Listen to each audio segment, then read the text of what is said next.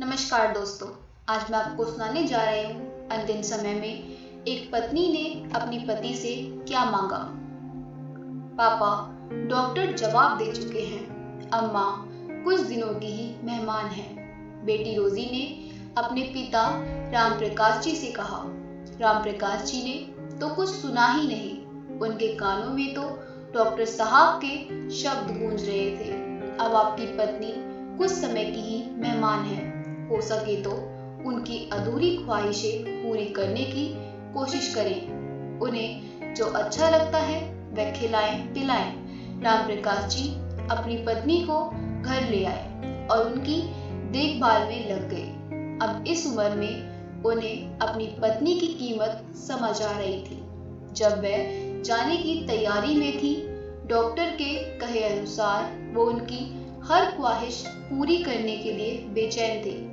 एक दिन सुबह सुबह उनका सिर अपनी गोद में लेकर बैठ गए और बोले, रीमा, वैसे तो मैंने आज तक तुम्हारी कोई भी ख्वाहिश पूरी नहीं की, लेकिन अब करना चाहता हूँ। तुम बताओ, तुम्हारी क्या ख्वाहिशें हैं? सुनिए जी, शादी के बाद औरत की कोई ख्वाहिश ही कहाँ रह जाती है। अगर होती भी है तो उसे पूरा कौन करता है। छोड़िए भी, अब क्या फायदा, मेरे पास समय ही कितना बचा है। मेरे मन में जितनी ख्वाहिशें हैं, इतने कम वक्त में तो एक ही पूरी नहीं हो पाएगी। उनमें से कई ख्वाहिशों से जुड़े लोग तो अब इस दुनिया में भी नहीं हैं और तुम मेरी ख्वाहिशों को पूरा करने की कह रहे हो।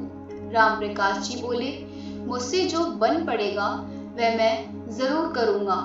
रीमा जी फीकी सी हंसी और बोली, रोजी के पापा, मैं शादी के बाद कभी अपने मायके अपनी मर्जी से नहीं जा पाई। जब भी गई आपने आंसुओं से रुलाकर ही भेजा। आपने और आपकी माँ ने इतने बंधनों में जकड़ रखा था कि मेरे मायके का हर किसी को छुड़वा दिया। आज तक आप हर शादी ब्याह में साथ लेकर गए और उसी दिन या रात में ही भागते हुए घर लेकर चले आते। कभी सोचा आपने कि मेरा भी मन करता होगा कि एक रात अपने माँ बाप भाई बहन चाचा ताऊ मामा मौसी बुआ सबके साथ रहूं, लेकिन आप तो कमरे से बाहर ही नहीं निकलने देते। मेरा बड़ा मन करता है कि मैं भी वहां अपने बहनों की तरह डूबकर सबके साथ हंसी ठिठोली करूं, लेकिन आपने तो कभी ये बात समझी ही नहीं। शादी के बाद मैंने कोई छोटा सा त्योहार भी अपने मायके में नहीं मनाया। जीवन भर तरसती रह गई इस बात के लिए कि कभी तो मुझे किसी त्योहार पर मायके जाने का मौका मिलेगा। सब लड़कियों को हर मौके पर मायके जाते आते देखती तो मन में हुक सी उठती, मेरे लिए ही यह सब इतना कठिन क्यों है। तब जवाब मिलता, क्योंकि तुम्हारा पति तुम्हारी ख्वाहिशें नहीं समझता, इसलिए तुम्हारी ये छोटी छोटी सी ख्वाहिशें भी पूरी नहीं हो पाती।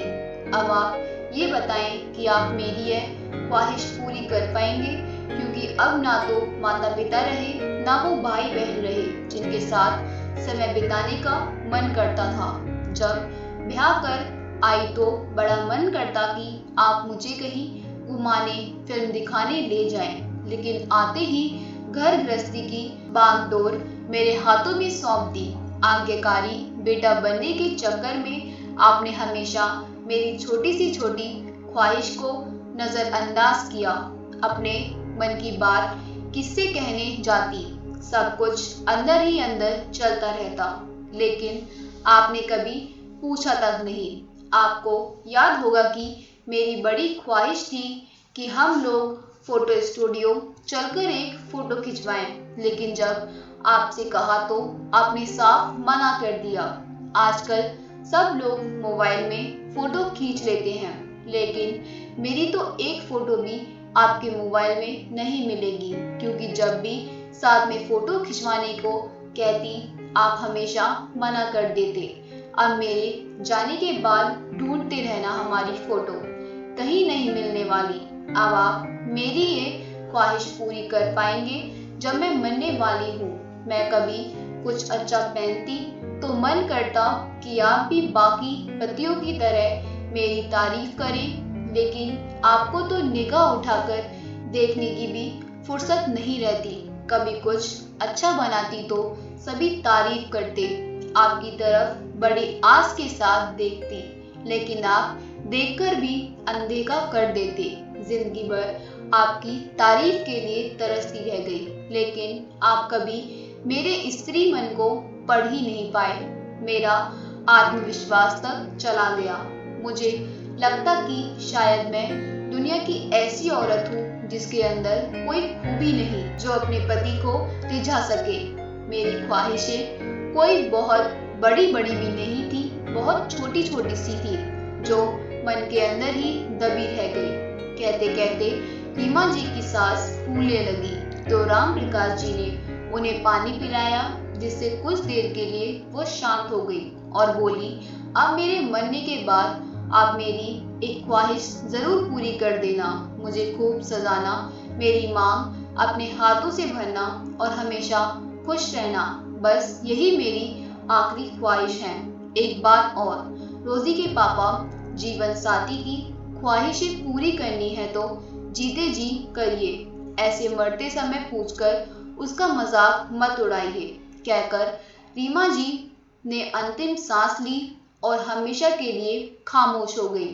राम प्रकाश जी फफक कर रोने लगे और बोले, तुमने बिल्कुल सही कहा, तुम हमेशा हमारी आंखों के सामने रही और हम हमेशा तुम्हारी अवहेलना करते रहे, कभी तुम्हारे मन की ख्वाहिशें समझने की कोशिश नहीं की। दोस्तों, ऐसा क्यों होता है? जब तक इंसान आंखों के सामने मौजूद रहता है तब तक लोग उसकी कदर नहीं करते, लेकिन उसके जाने के बाद उसकी कीमत समझ में आ जाती है। तब कोई फायदा नहीं होता, क्योंकि जाने वाला तो तरस कर चला गया, अब पछताने से क्या होता है।